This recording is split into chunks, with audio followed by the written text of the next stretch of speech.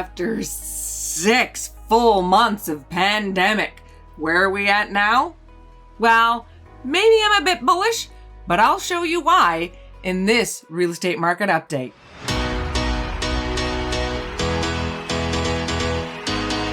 I'm Carol Ann Reed with The Real Deal, where we give you the confidence and the clarity that you need to make the right real estate decisions for you.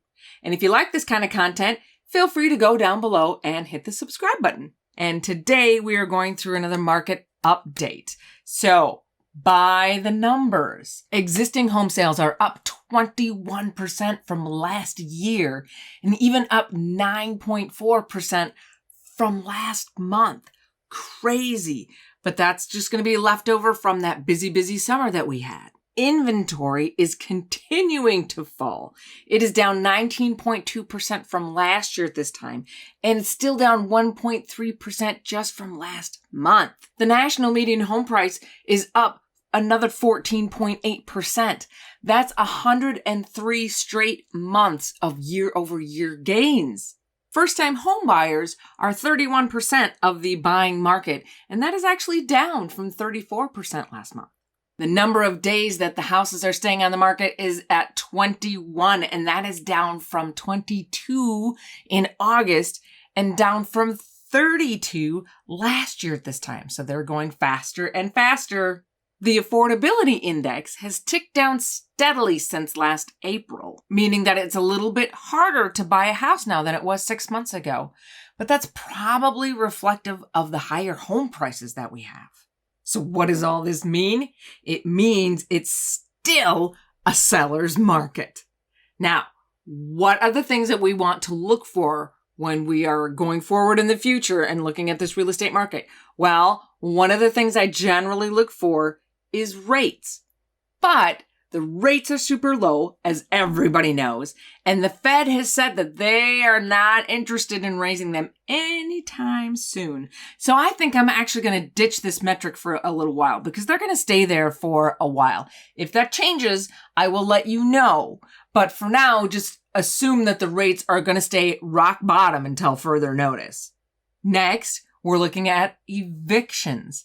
Now, there are still federal moratoriums in place, no evictions taking place right now, and some states have actually tied it to their own state of emergency. So as long as that state is in a state of emergency for this pandemic, evictions won't happen. So I don't think those are coming back anytime soon. And according to the National Multifamily Housing Council, rent payments are at the highest that they've been since this whole pandemic started at 94.6%. So that is great news. There's more people paying their rent right now than since this whole thing started. So the rent payments are on an upswing. So that's good news. That brings us to foreclosures. Foreclosures are ticking down slightly. They are still under a moratorium as well. So there aren't as many as there probably should be at this point in time, but they are ticking down slightly. They are down 2% from last month and down 80% from last year. So they are all pretty low right now. And it's those government protections that are going to protect that number from rising anywhere in the near future. And unemployment. We have good news on the unemployment front. Unemployment fell another point in the month of October. We are down to 6.9% unemployment. That's twice what it was pre-pandemic, but it's getting better and better every month. So that is great news for everybody. And also, I'm going to start looking at delinquencies, people who haven't made their mortgage payments. So according to Black Knight, which is a company who compiles all these mortgage numbers, the people who are seriously delinquent, those who have not paid their mortgage in 90 days or more, those have gotten better this last month for the first time since this pandemic began. And the level of all delinquencies less than 90 days is actually down to levels better than they were pre-pandemic. Those behind for only a month, those are down 20% under pre-pandemic levels. That's the lowest they have been since the year 2000. So we certainly are heading in the right direction. And speaking of direction, feel free to go right down below and hit that like button. Okay, so what are the takeaways for each side, buyers and sellers, with all of this information? Well, for sellers, this means it is still a seller's market. Inventory is still falling. There are not enough houses out there for the number of buyers looking to buy. So that is obviously great for you. With that being said, I do have to say that pending sales are down. Pending sales being a precursor to the closed sales, which just kind of gives you the direction that the market is going. Pending sales are down 2.2% from September. But we are getting into, part of that is seasonal. We're getting into winter. People don't want to move in the winter. So it always does drop at this time of the year. That's not a surprise.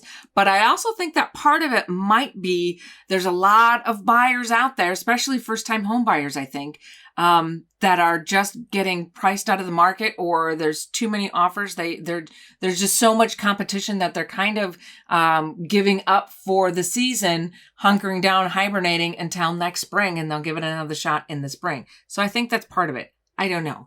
That's just kind of a gut feeling on my part. So it does seem to be slowing a bit. It still is moving pretty fast. So for you buyers, what does this mean for you? I think it means that you should probably decide at this point. Do you want to wait until next spring to buy? There certainly is an argument being made that there are going to be some foreclosures and some more inventory hitting the market over the winter, so that next spring, maybe the competition won't be so fierce. And that would also mean then that prices would soften for you. Or do you want to forge ahead and still try to get something this fall or even through the winter? You certainly can do that.